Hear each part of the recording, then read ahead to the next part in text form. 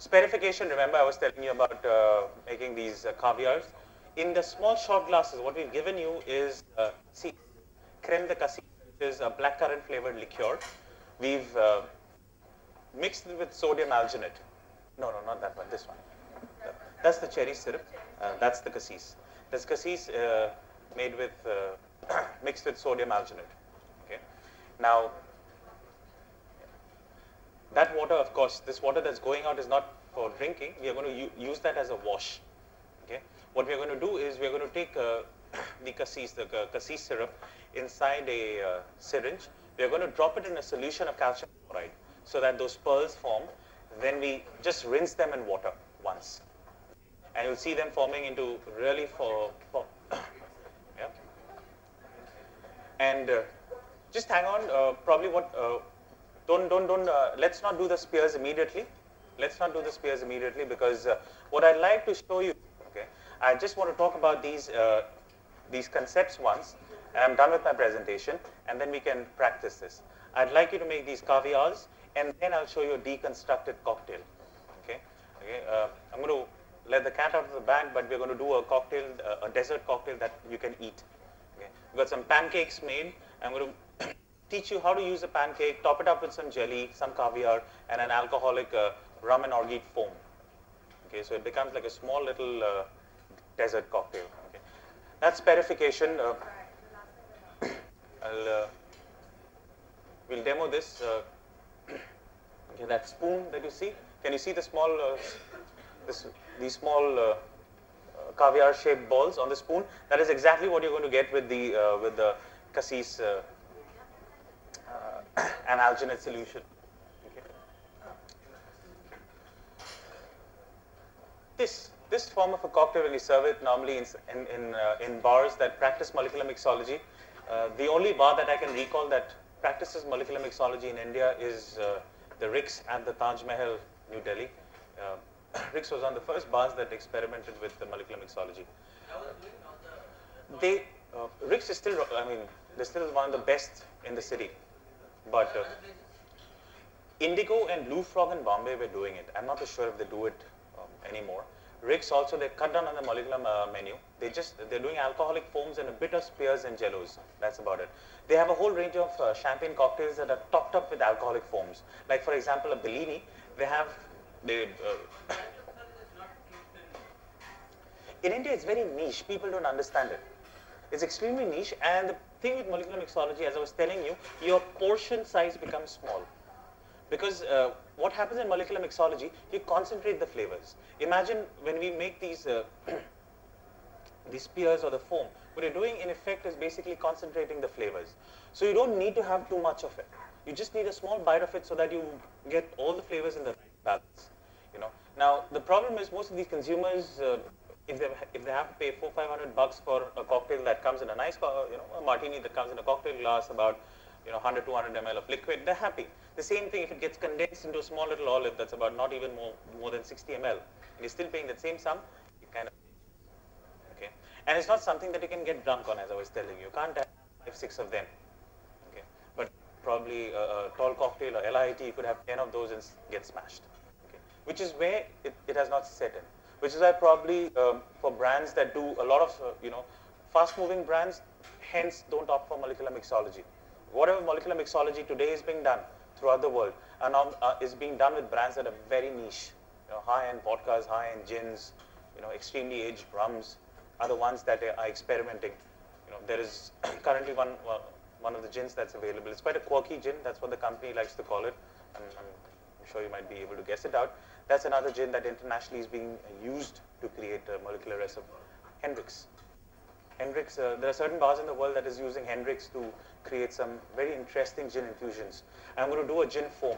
Yeah, you've heard of a gin Collins or a Tom Collins, very popular recipe. It is basically a Nimbu soda with gin. That same Nimbu soda, I'm going to, with gin, I'll make it in the form of an alcoholic foam that you can actually scoop out and eat. Okay. I'm going to very quickly go into that. In creating cocktails that are nitrogen frozen, we need liquid nitrogen. Okay. Nitrogen as a gas, 70% of what is around us is all nitrogen. Okay. At normal temperature, at room temperature, it is gas, you can't feel it. Yeah. for nitrogen to be in a liquid state, it needs temperatures of minus 78 degrees Celsius. Okay, and to that temperature of minus 78 degree, you pour alcohol into it, alcohol crystallizes into rock solid ice particles. Okay, that alcohol you can actually break it down into powder, into a very powdery form. It looks like talcum powder at that point. Okay, very interesting. You take a bite of it, it again bursts back into a liquid shape inside your palate. For nitrogen freezing, you actually need proper temperature control rooms, which is why we can't demo nitrogen freezing here. But I'll be certainly doing the alcoholic foams. Okay. Right, freezing, okay. And deconstruction. Deconstruction, I'll come to it when we are getting to the last cocktail. All right. What I'll show to you now is the Tom Collins in the form of an alcoholic foam. Okay. Any one of you who could recall the recipe of a Tom Collins? Very simple. Yeah, it's basically nimbu soda, meetha nimbu soda, topped up with with a shot of gin in it. Okay. I won't be using the soda. What I'll use is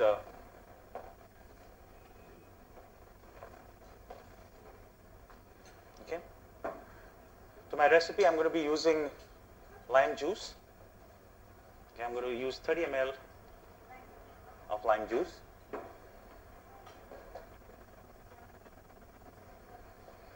We add about 30 ml of sugar syrup.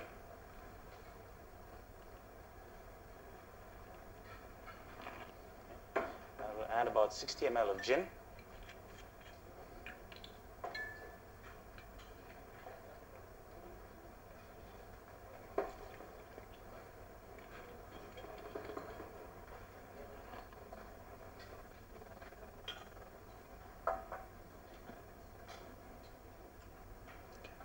To this, I'm going to add the white of 2 eggs. Okay, this is just normal egg white, minus the yolk.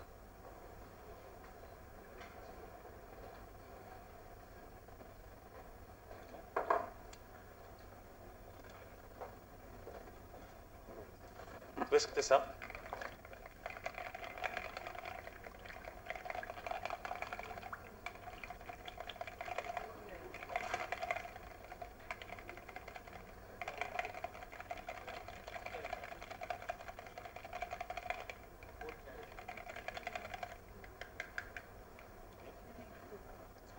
And I'm going to take my, this is called an ISI creamer.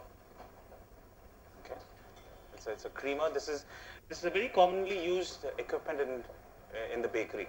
If you've ever seen a really nice piece of pastry or pie or a gâteau, okay, or a cake, okay, it has a thick layer of cream on top. The moment you bite into the cream, it's very light and fluffy. It's not heavy. Okay, bakers use this to create that kind of cream. What they use along with this is nitrogen. Okay. I have these capsules of nitrogen. This is a small little metal capsule that has about a bit of nitrogen gas inside it. When I use this along with my liquid, it will come out in the form of a foam. Okay. So what I'm going to do is I'm going to add this inside the creamer.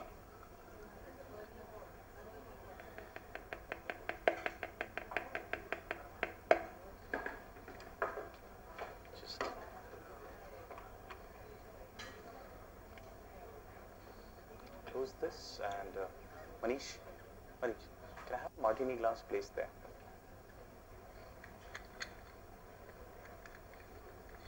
Put in a capsule. The moment I do this, it punctures the capsule and the gas gets released inside. Okay.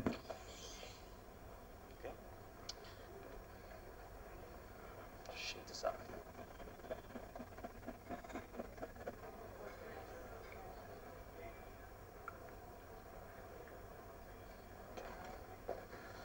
I want you all to taste this when I do this. Okay? Remember what I put into this? This is a bit like magic.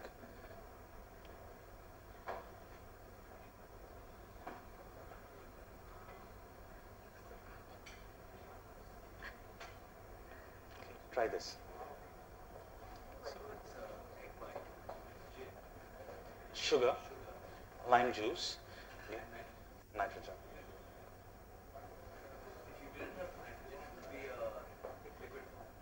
what nitrogen does, see, if you touch this, it's cold. Okay, I've used my nitrogen. I'm just going to give you, just give me a hand.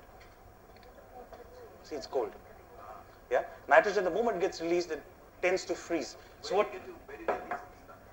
These you get them at stores that sell or deal in kitchen equipment. They would normally have it. Even if they don't have it in stock, they'll probably be able to get it for you. Okay. So what happens is when nitrogen goes in, it kind of makes the liquid inside very cold. Okay. And when I press it out, oxygen rushes in. Okay, and the nitrogen pushes this out in the form of a foam. Okay. I'll get another cocktail. Yep. You'll get them in any big store, kitchen store that deals in kitchen equipment. Just give me a Martin glass. They're slightly expensive. I picked these up in bulk, so they cost about 50 a capsule in bulk. Otherwise, if you buy a pack of 10, they'll probably cost you about 60 to 70 per piece. Which, what thing?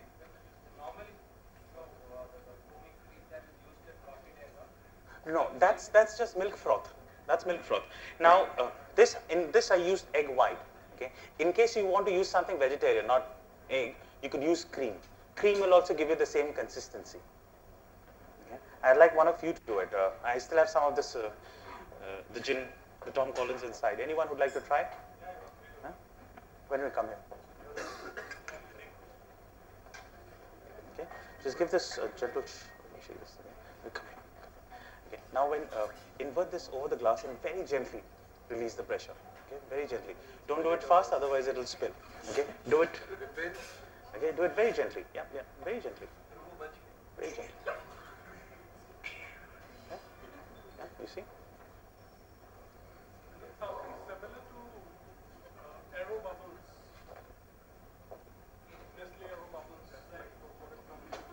I've not had an aero bubbles. I wouldn't be able to say. Yeah, see, a mousse also is a very simple recipe. It's basically sugar and egg white whisked whisked to a consistency, because egg white and sugar, when you whisk it, when oxygen gets incorporated into it, it forms that frothy texture. That turns into a mousse. Yeah, mousse is also, a chocolate mousse is also a form of molecular gastronomy. Okay, and one of the craziest chocolate mousses that was ever made was made in this restaurant called the French Laundry. The French Laundry is regarded as one of the world's top 5 restaurants. It's in the Napa Valley, and you've heard of El Bulli? There's a Spanish restaurant called El Bulli. you must have heard of Murli, but in Spain, okay. In Spain, there is this one restaurant called El Bulli that opens for just 6 months in a year. The head chef is Ferran Adria. Ferran Adria is regarded as the greatest chef alive, one of the greatest chefs alive today. He's pioneered molecular mixology in the past molecular gastronomy in the past 5 years. El Bulli started off with the trend, and El Bulli, the Fat Duck in London, and the French Laundry in Napa Valley are rated among the top 3. They are the top 3 restaurants in the world, and they do a lot of active molecular gastronomy. The chef at the French Laundry, Thomas Keller. Okay, you've heard of Anthony Bourdain? Yeah, probably very famous on Travel and Living. Anthony Bourdain looks up to Thomas Keller as a chef for inspiration, and Anthony Bourdain, on one of his episodes of Chef's Store, okay, he landed up at Thomas Keller's the French Laundry, and Keller, to welcome Bourdain, had set up a 19-course menu, each course individually paired with a wine, and to finish as a dessert, he created a chocolate mousse flavored with Marlboro cigarette. Okay, and particularly that particular label of Marlboro that Bourdain smokes.